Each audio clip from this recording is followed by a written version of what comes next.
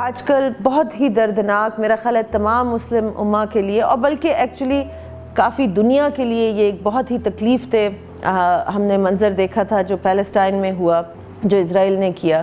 اس سے پہلے ہم نے کشمیر کا بھی دیکھا تھا، اور یہ بہت زیادہ ڈیپلی تکلیف دینے والی چیزیں تھیں، خاص طور پہ یہ فلسطین کا، بیکاز وہاں پہ ہماری مسجد اقصیٰ یعنی قبلہ اول بھی وہاں پر ہے، اور مسلمانوں کو اس پہ بہت زیادہ تکلیف ہو رہی تھی. اور میں نے بہت اچھے اسٹیبل وائز میچور جو لوگ ہیں جن کو سمجھ ہے دین کی بہت، ان کو بھی میں نے اس ٹائم کے دوران بہت زیادہ تکلیف میں دیکھا. یعنی وہ اللہ سے گلہ بھی کر رہے ہیں، ان کو سمجھ نہیں آ رہی کہ اللہ ایسا کیوں کر رہا ہے، بچے مر رہے ہیں، عورتیں مر رہی ہیں، یہ کیا ہو رہا ہے دنیا میں. حضرت موسیٰ علیہ السلام نے غالباً اللہ سے کچھ اس طرح کا ذکر کیا تھا کہ I am one of your most knowledgeable، یا کچھ اس طرح کی بات کی تھی اپنے علم کی، کیونکہ وہ کلیم اللہ تھے. تو اللہ نے ان کو کہا کہ ایک شخص ہے جس کے پاس میرا ایک خاص علم ہے، جو تم سے اس ایریے میں وہ تم سے زیادہ علم رکھتا ہے. تو حضرت موسیٰ کو بہت جستجو ہوئی، بہت تجسس ہوا کہ اس بندے کو میں نے ضرور ملنا ہے. اور اس میں ایک یہ بھی ہمارے لیے لیسن ہے کہ جہاں پہ علم کی بات ہو، جہاں پہ وزڈم کی بات ہو، وہاں پہ ایگو کو سائڈ پہ رکھیں اور اس کی تلاش میں نکل پڑے، چاہے وہ کسی سے بھی مل رہا ہو. یہ ہمارے انبیاء کرام کی سنت ہے کہ علم کی جستجو میں وہ رہتے تھے. ہی ایونچولی میٹس حضرت خضر. جب وہ ان کو ملے تو انہوں نے اپنی بیان کی. ظاہر ہے وہ خضر علیہ السلام تھے، وہ جانتے تھے کہ موسیٰ علیہ السلام کون ہیں. تو انہوں نے کہا کہ میں آپ سے یہ علم سیکھنا چاہتا ہوں. تو انہوں نے آگے سے کہا، خضر علیہ السلام نے کہا کہ تم نہیں سیکھ سکو گے. تو انہوں نے کہا نہیں، میں سیکھنا چاہتا ہوں، آپ جو کہیں گے میں وہ کروں گا.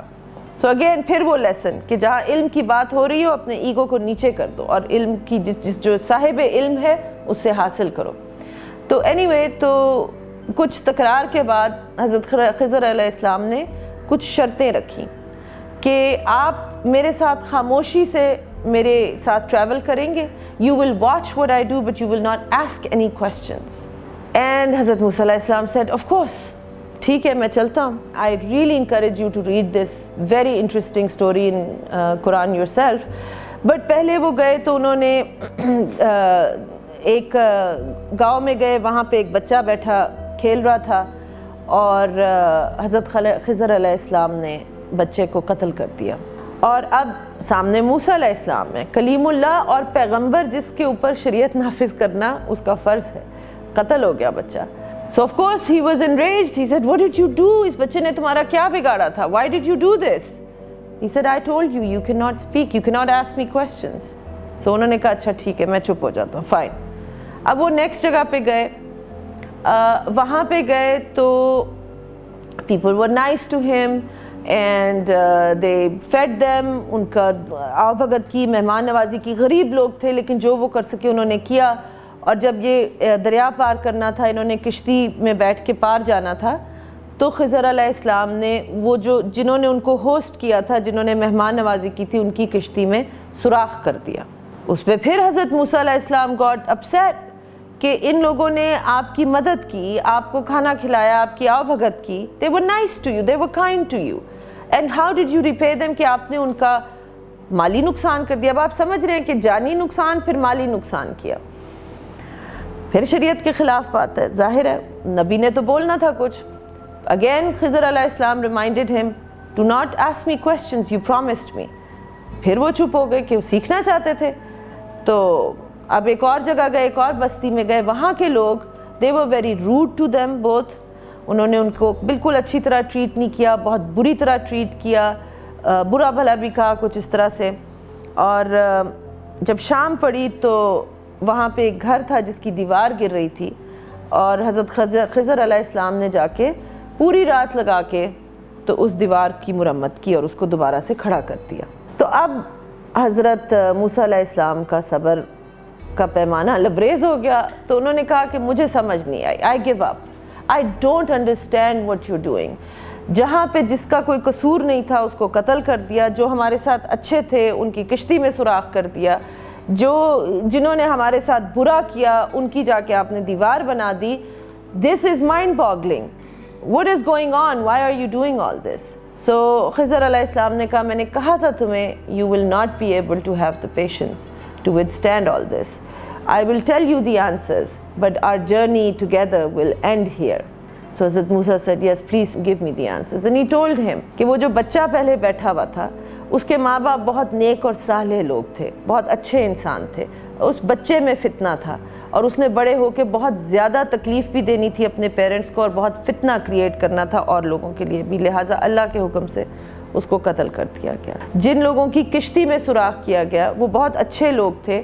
they were kind hearted people, they were close to Allah, but they did not know کہ اس بستی کا جو بادشاہ ہے وہ ایک ظالم اور جابر آدمی ہے اور اس کی فورسز آ رہی تھیں to basically confiscate all the boats that were in good condition. جو بھی کشتیاں اچھی حالت میں تھیں وہ بادشاہ نے ضبط کر لینی تھیں. ان کی کشتی میں میں نے ایک تھوڑا سا نقصان کر دیا, سوراخ کر دیا جو کہ ایزیلی فکسیبل ہے, لیکن اس سوراخ کی وجہ سے ان کی کشتی اب ریجیکٹ ہو جائے گی. the king will not be able to confiscate this. تو ایکچولی اس میں ان کی بھلائی تھی. اور جو تیسرا تھا جس میں انہوں نے وہ گرتی ہوئی دیوار کھڑی کی کہ اس بستی کے لوگ واقعی ظالم ہیں, جابر ہیں, they are unfair. اور یہ گھر جو ہے یہ 2 یتیم بچوں کا ہے جس کے پیرنٹس اچھے انسان تھے اور اب یہ یتیم بھی ہیں اور مسکین بھی ہیں, پیرنٹس مر گئے ہوئے, لیکن انہوں نے اس گھر کی دیوار کے نیچے اپنے بچوں کے لیے کچھ جائیداد, شاید سونا تھا یا کچھ تھا, وہ دبائی تھی. اور جب اگر دیوار گر جاتی تو وہ ایکسپوز ہو جاتا اور یہ جو انفیئر لوگ ہیں, انجسٹ, یہ ان یتیم بچوں کا حق لے جاتے. لہٰذا اللہ کے حکم سے وہ دیوار دوبارہ کھڑی کر دی گئی. اب یہ تب گرے گی جب یہ جوان ہو گئے ہوں گے and they'll be able to protect what is rightfully theirs.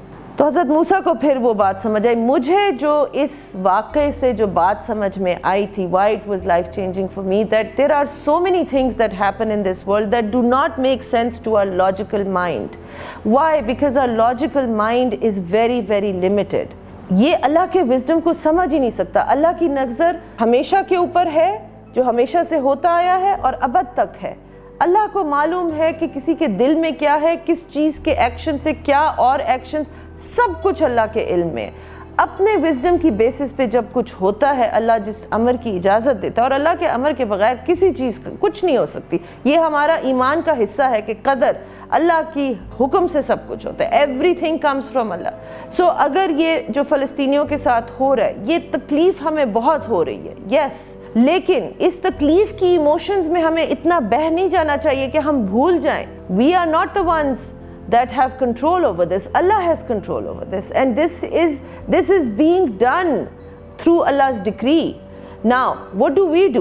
We do whatever we can do in our limited area of influence. کچھ لوگوں کا ایریا اتنا لمیٹڈ نہیں ہے, کچھ کا زیادہ ہے, کچھ کا بالکل کم ہے. جو آپ کا فرض کریں آپ ایک ہاؤس وائف ہیں, آپ اور کچھ نہیں کر سکتی, لیکن آپ کو بے بسی اور تکلیف فیل ہو رہی ہے, دعا کریں.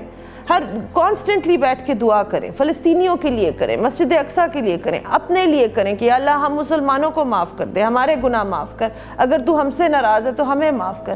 لیکن یہ کویسچن مت کریں کہ ایسا ظلم اللہ کیوں ہونے دے رہا ہے, اس کے پیچھے کوئی نہ کوئی بلیسنگ ہے. کیوں میں آپ کو یہ بات گارنٹی سے کہہ سکتی ہوں, کیونکہ ہمارے قرآن میں یہ بات ان مع العسر یسرا فإن مع العسر یسرا, کہ ہر تنگی کے ساتھ آسانی ہے, ہر آسانی کے ساتھ تنگی ہے, یہ دونوں ساتھ ساتھ چلتی.